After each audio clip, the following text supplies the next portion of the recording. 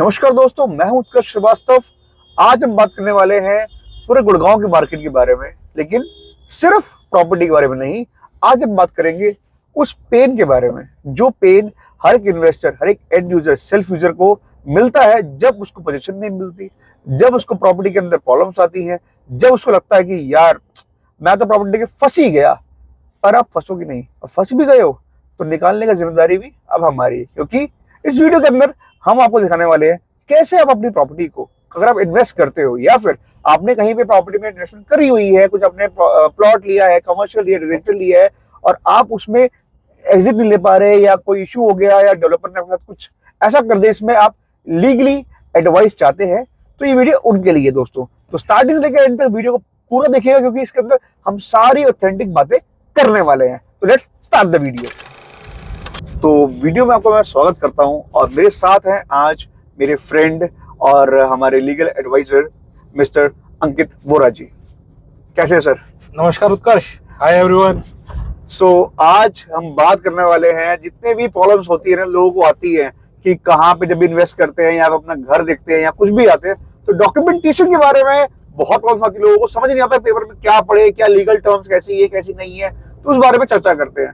मेरा पहला क्वेश्चन ये रहेगा अंकित जी, डॉक्यूमेंट सबसे मेन पॉइंट क्या रहता है जब हम कोई भी प्रॉपर्टी लेने जाते हैं, बीइंग एज अ इन्वेस्टर या बायर? कंसिडरेशन। पैसा तो सबसे इम्पोर्टेंट है। अच्छा, उससे ज्यादा इम्पोर्टेंट क्या है? बट मजाक से हटके जी, इंडिया में सबसे बड़ी प्रॉब्लम ये है कि लोगों ना डॉक्यूमेंटेशन सिर्फ रियल एस्टेट खरीदते वक्त पढ़ते हैं। कुछ भी और कोई भी चीज करने से पहले कोई डॉक्यूमेंटेशन नहीं पड़ता। आप गाड़ी खरीदने जाते हैं, आपको वहां का जो भी रिप्रेजेंटेटिव होता है वो टिक लगा के दे देता है, यहाँ साइन कर लीजिए। ठीक बात है। आप बिना पढ़े साइन कर देते हैं। तो डॉक्यूमेंटेशन पढ़ने की हैबिट तो कभी है ही नहीं किसी इंडियन को। बट प्रॉपर्टी लेने जाते हैं तो वो पूरा डॉक्यूमेंट पढ़ेंगे, जो पढ़ना भी चाहिए। तो लेकिन वो लीगल, सॉरी मैं आपको काट रहा हूँ, वो लीगल लैंग्वेज और एक प्लेन इंग्लिश को एक मानकर पढ़ते हैं, जो थोड़ा सा जो लीगल पॉइंट्स होते हैं, जो भी एस्टेरिस्क वाले पॉइंट्स होते हैं, जो समझ नहीं आते, बट फिर भी वो सिर्फ ऐसे जर्नल इंग्लिश की तरह रीड करके पढ़ लेते हैं और वहां पे वो फंसते हैं। हाँ, मेरा भी क्वेश्चन यही था कि लेमन टर्म्स में और जो डेवलपर के टर्म्स में कुछ डिफरेंसेस आते ही होंगे ना? सी, डेवलपर्स के टर्म कुछ नहीं होती। ओके, लीगल लैंग्वेज होती है। लीगल लैंग्वेज होती है। ओके, डेवलपर्स अपने एंड से क्या लिख सकता है? वो बियॉन्ड द लॉ तो जा ही नहीं सकता। हाँ, उसको वही चीज मेंशन करनी पड़ेगी जो लॉ ऑफ द लैंड है, जो उसको अलाउ करता है। ठीक है। अब मेरे पास ऐसे भी बहुत क्वेश्चन आते हैं क्लाइंट्स के, जो कहते हैं कि उत्कर्ष जी हमारी प्रॉपर्टी फंस गई है, टाइम से पोजीशन नहीं आ रहा, तो हम उस बारे में क्या करें, हम कैसे उनके अगेंस्ट कंप्लेंट करें, कहाँ करें, जबकि वो रेरा अप्रूव्ड होते हैं। एंड आपसे बेटर रेरा के बारे में कुछ जानता नहीं है। नहीं, ऐसा नहीं है। बट हाँ, मेरा स्पेशलाइजेशन रेरा में है, ऐसा नहीं। बहुत एडवोकेट्स हैं जो मेरे से बेटर भी होंगे या मार्केट में है, बट जी, yes, I have a special experience in RERA only. अब आपके क्वेश्चन पर आते हैं जी। ऐसा क्या करें? देखिए, इसी जब से रेरा आया है, अलॉटीज को फायदा तो हुआ है जी, बट ग्राउंड रियलिटी ये है कि लोगों को लगता है कि केसेस जो है रेरा में बहुत ज्यादा लंबे चलते हैं जी, रेरा रिलीफ दे पाएगा कि नहीं दे पाएगा। जी, ठीक है, बट ये बात लोगों को समझनी चाहिए कि जो रेरा है जी, वो रिलीफ थोड़ा सा टाइम ले सकता है, बट आपको दिलवाता है। ओके, क्योंकि बिल्डर कहीं ना कहीं रेरा की वजह से बाउंड हुआ है। ओके, यस, जब तक बिल्डर, मैं आपको स्पेसिफिक एक बात बता देता हूँ, जब तक बिल्डर के खिलाफ CIRP प्रोसीडिंग्स, जो कि मतलब CIRP अगर मैं बात करूं तो अगर वो इंसॉल्वेंट नहीं होता बिल्डर जी, तब तक रेरा आपको रिलीफ दिला सकता है। अच्छा, फॉर एग्जाम्पल, अब रिलीफ भी कई तरीके से होते हैं। एक रिलीफ होता है पोजेशन नहीं मिल रहा, हमें पोजेशन दिलवाया जाए। ठीक है, पोजेशन मिल गया, बट हमारे को जो भी पेनल्टीज है, जिसे DPC बोला जाता है, डिले पोजेशन चार्जेस, वो दिलवाए जाए। या हमें यूनिट नहीं चाहिए, हमें उस बिल्डर पे भरोसा नहीं रहा, हमारी ये यूनिट कैंसिल करी जाए, रिफंड हमारे को दिलाया जाए। तो ये तीनों रिलीफ आपको रेरा दिलवाता है। ओके, बट आई थिंक इसमें रेरा इतना स्ट्रॉन्ग है, चाहे हम बात करें दिल्ली की मार्केट की या गुड़गांव की मार्केट की या कहीं की मार्केट की, क्योंकि मेरे क्लाइंटल जितने भी हैं वो सब मोस्टली दिल्ली एनसीआर से बिलोंग करते हैं। सी तो हाउ स्ट्रॉन्ग इज रेरा? अब स्ट्रॉन्ग मतलब सी अगर कोई कानून बनाया गया है, उस कानून के लिए अलग से एक अथॉरिटी एस्टैब्लिश कराई गई है, तो it's a government authority, right? तो गवर्नमेंट से पावरफुल तो कुछ भी नहीं है। अब स्ट्रॉन्ग किस सेंस में आप बोलना चाहते हैं, मुझे थोड़ा सा बताइए तो मैं बताऊंगा। मैं इसमें यहाँ पे एग्जांपल देना चाहूंगा, क्योंकि जब क्लाइंट्स मेरे से पूछते हैं कि उत्कर्ष जी ये प्रोजेक्ट है, मान लो प्री लॉन्च में है, अब प्री लॉन्च में तो ऐसे तो रेरा के अकॉर्डिंगली जो चीजें चलती है, नॉर्म्स चलती है, वो चलती है, लेकिन लोग जब बुक कर लेते हैं बाद में पता लगा रेरा आने में डिले हो गया, लाइसेंस आने में डिले हो गया, ठीक है, तो या फिर आ गया तो आने के बाद उनको सही से उनके बीबीए में ढंग से मेंशन नहीं की चीजें, तो उस टाइम बहुत दिक्कतें आती है। रेरा आने से पहले तो बिल्डर अपने यूनिट को एडवर्टाइज ही नहीं कर सकता, ठीक है, वो बुकिंग अमाउंट ही नहीं ले सकता, ठीक है। रेरा लाइसेंस आने के बाद वो 10% बुकिंग अमाउंट ले सकता है आपसे, और उस टाइम पे आपको वो अलॉटमेंट लेटर देता है, ठीक है, आपसे वो बीबीए साइन कराता है, वो देखिए टर्म्स एंड कंडीशन बिल्डर दे सकता है, ठीक है, और रेरा से अप्रूव करके आपको दे सकता है कि मैं इतने टाइम पे इतनी पेमेंट आपसे लूंगा। उसकी स्टेजेस हो सकती है पेमेंट की, जी, ठीक है। तो मैंने जैसे आपको बोला कि वो कोई भी डॉक्यूमेंट बनाएगा वो लॉ ऑफ द लैंड के हिसाब से बनाएगा, जी, रेरा के हिसाब से बनाएगा, जो आज उसको जब भी जैसे फॉर एग्जांपल अगर किसी बिल्डर को रेरा लाइसेंस लेना है जी, तो उसको बहुत सारे डॉक्यूमेंट्स जो है वो रेरा के पास जमा कराने पड़ते हैं। उसमें से एक होता है कि वो सैंपल बीबीए, कि वो बीबीए जो है जो लोगों के साथ साइन करेगा उसके टर्म्स एंड कंडीशंस क्या रखेगा, तब जाके वो उसको रेरा लाइसेंस मिलता है। वो जो बीबीए होता है वो रेरा अप्रूव्ड होता है। ओके, सो बीबीए में और पीएएल में फर्क क्या होता है? इसमें BBA and PAL provision allotment letter होता है, जब वो प्री लॉन्च में जब कुछ कोई बंदे अगर लेते हैं प्रॉपर्टीज तो उनको वो मिलता है पीएएल। सी देखिए, अलॉटमेंट लेटर और बीबीए में क्या फर्क होता है। अलॉटमेंट लेटर इज लाइक बयाना एग्रीमेंट कि आपको अच्छा। ये परचेज, आपके ये जो यूनिट है पर्टिकुलर यूनिट आपको ही बेची जाएगी, ओके, ठीक है। बीबीए होता है वो एक डॉक्यूमेंट होता है जिसमें टर्म्स एंड कंडीशंस लिखे होते हैं कि कैसे आपको वो बेची जाएगी, ओके, कि जैसे फॉर एग्जांपल आप इतनी पेमेंट करोगे, इस टाइम पे पेमेंट करोगे जी, और अगर कुछ बनाते बनाते फॉर एग्जांपल क्या होता है कि एक बिल्डिंग बन रही है जी, उसमें बिल्डर ने बोला कि 1000 स्क्वायर फीट के हिसाब से हम आपको ये प्रोजेक्ट देंगे, ठीक है, बट जब बिल्डर ने उसको कंस्ट्रक्ट करा जी, और आपका जो कारपेट एरिया, सुपर एरिया या कुछ भी थोड़ा सा भी डिफरेंशिएट हुआ उसके अंदर, तो उसके हिसाब से प्राइस वेरी करता है। तो वो भी टर्म्स एंड कंडीशंस आपके बीबीए में दी जाती है। अगर इतना वेरी हुआ पर स्क्वायर फीट तो इतने चार्जेस बिल्डर आपसे लेगा। हाँ, ये चीज तो मैंने भी देखी है। वैसे जब मेरे क्लाइंट ने प्रोजेक्ट में निवेश किया था तो उसमें during the type of booking उस टाइम पे उनका कारपेट एरिया और जो सुपर एरिया था वो डिफरेंट था, पर जब रेरा आया, आने के बाद जब उन्होंने देखा कि जो साइज है उसमें थोड़ा सा माइनस हुआ है या इंक्रीज हुआ है तो उस हिसाब से प्राइसिंग में फर्क भी आता है। माइनस तो नहीं हो सकता, एक जगह हुआ था, I can not give the example, but हाँ मैंने देखा, नोटिस किया है कि मतलब जो दिखाया था बिल्डर ने कंसेशन दिया होगा, नहीं दिया होगा, कंसेशन दिया उस केस में, उसमें जो रेट सस्ता कर दिया गया उस चीज का, ये हुआ था। और जहां पे बढ़ाया गया तो वहां पे रेट महंगा हो गया। ये बेसिक चीज थी, प्रैक्टिकल देखी थी। खैर और ये तो फिर he must be a good builder.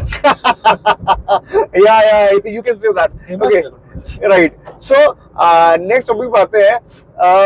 अगर किसी मैं आपको सॉरी टोक रहा हूँ। हाँ, देखिए, बिल्डर भी बुरे नहीं होते, ऐसा नहीं मानना चाहिए कि बिल्डर बुरा है, आपको वो घर प्रोवाइड कर रहा है, ठीक है। बट हाँ, ये है कि कुछ बिल्डर्स की वजह से पूरी ही इकोनॉमी बर्बाद हो रखी है। हाँ। बिल्डर्स बहुत अच्छे भी हैं, अब बहुत बड़े बड़े बिल्डर्स भी हैं, और मतलब ठीक है, आपको अगर आप लीगल की या किसी लीगल एडवाइजर की साउंड नॉलेज लेते हैं या आप उस पूरे बीबीए को ढंग से रीड करते हैं तो आपको ऐसा नहीं लगा कि यू फील चीटेड। हाँ यू फील चीटेड। अगर Correct. सी फॉर एग्जाम्पल मतलब कुछ बिल्डर्स ने गलत किया है, मैं ये नहीं कहता कि सारे बिल्डर्स अच्छे हैं और जी बिल्डर्स हमेशा अच्छे होते हैं। देखो कईयों ने चोरी भी करी है, कईयों ने गलत भी करा है, तो उसमें जी। भी होता है।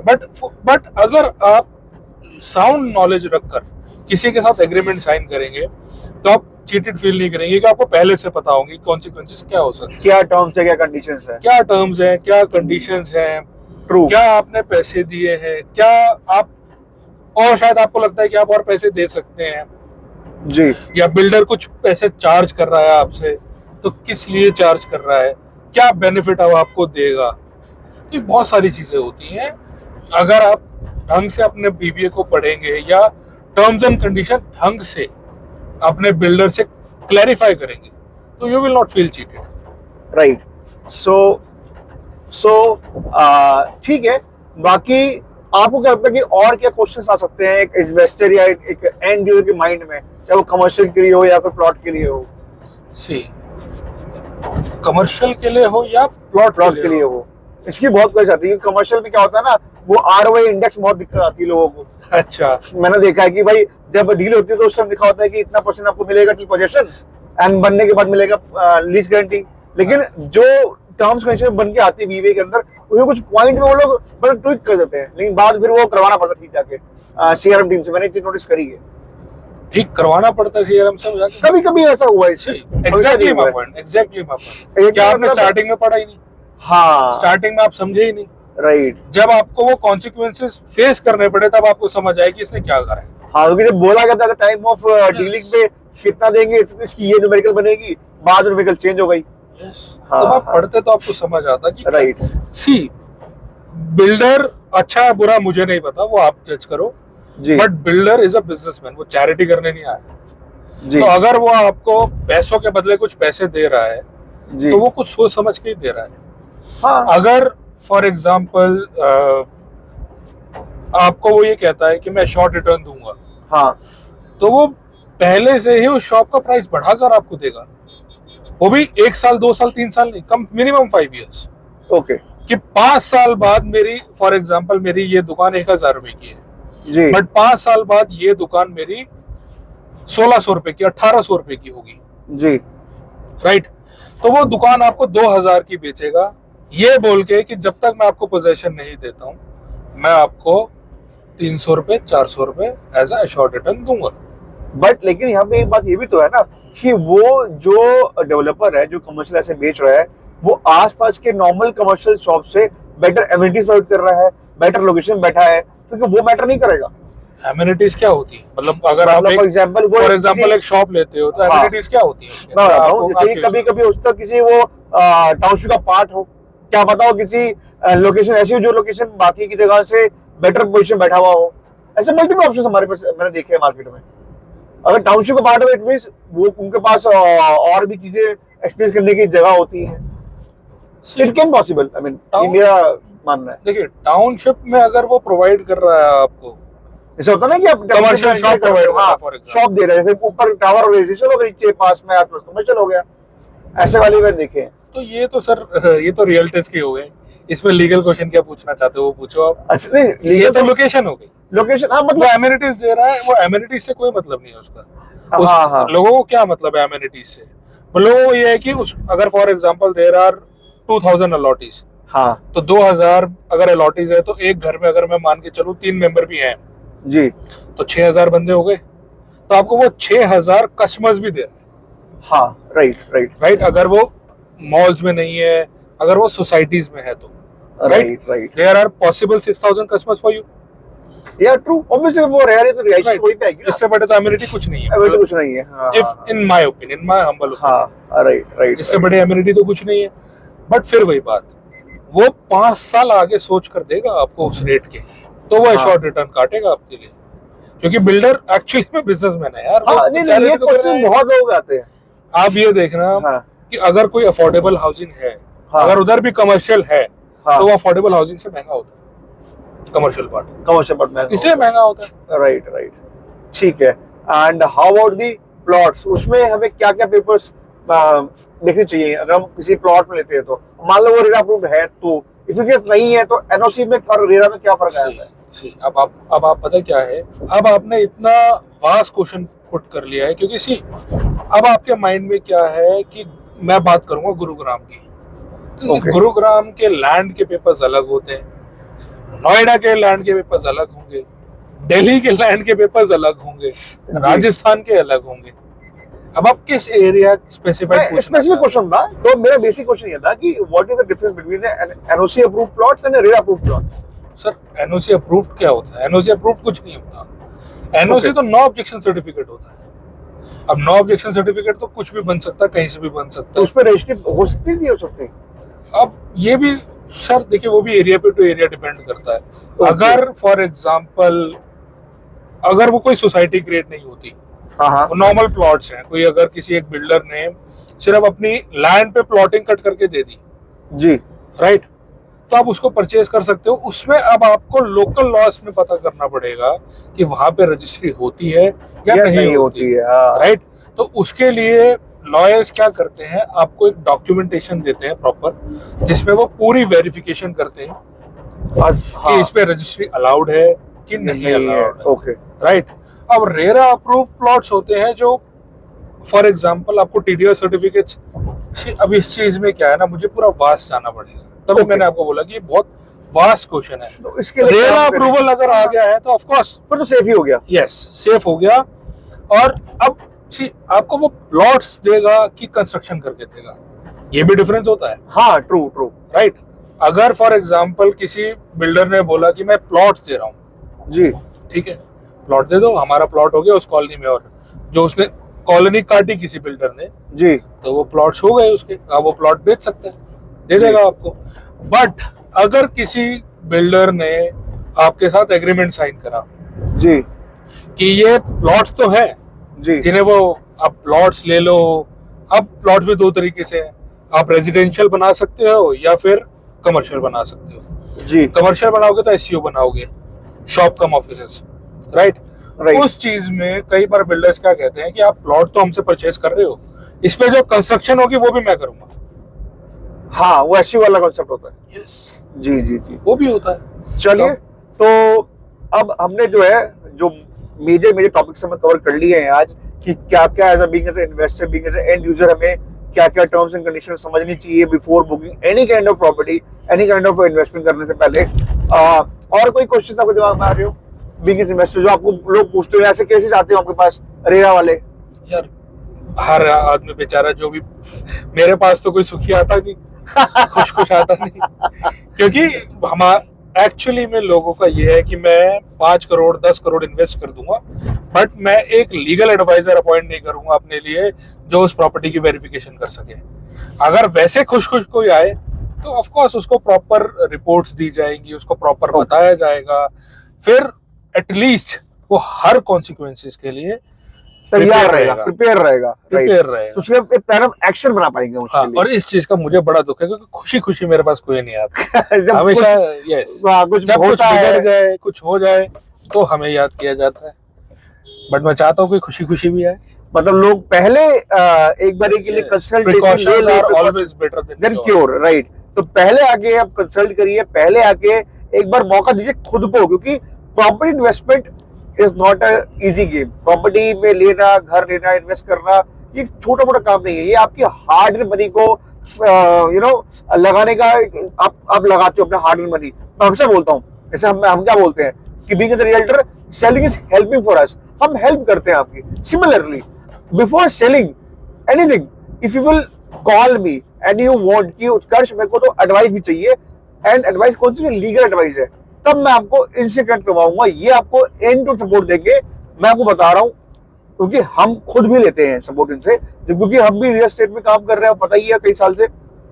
कहीं भी प्रॉब्लम आती है हम लोग खुद इनसे कंसल्टेंसी लेते हैं, और ये हमें गाइड करते हैं हर एक चीज में हमें इंसाइट बताते हैं कैसे क्या करना चाहिए, क्या नहीं करना चाहिए, कहाँ पे बचना चाहिए, कुछ चीजें नहीं डालनी चाहिए। तो everything is on the top notch. तो मैं आपसे रिक्वेस्ट करूंगा, अगर आपको वीडियो अच्छी लगी, क्या करना है? एक तो लाइक करना है, साथ में शेयर करना है उन लोगों से जो फंसे हुए हैं, या फिर जो चाहते हैं as a being as a investor या being as a end user कि नहीं, मेरे को तो मैं जा रहा हूँ इन्वेस्ट करने, मैं उत्कर्ष से बात कर लूं, उनके पास तो एक बहुत ही अच्छी टीम है जो लीगल में जो proper end to end support देती है। तो उसमें भी आपको मैं अच्छे से असिस्ट करवाऊंगा, डायरेक्टली इनकी टीम से आपकी बात करवाऊंगा, वो आपको पूरा हेल्प करेगी एंड टू एंड। और बस ये था आज की वीडियो के बारे में, कभी प्रोजेक्ट्स के बारे में और प्रॉपर्टी के बारे में। हम आगे आपको नई नई वीडियोस के लिए आपको क्या करना है, चलो सब्सक्राइब करना है। फिर मिलते हैं नेक्स्ट वीडियो में। वीडियो को हम कंप्लीट करते हैं। जय हिंद, वंदे मातरम दोस्तों। जय हिंद।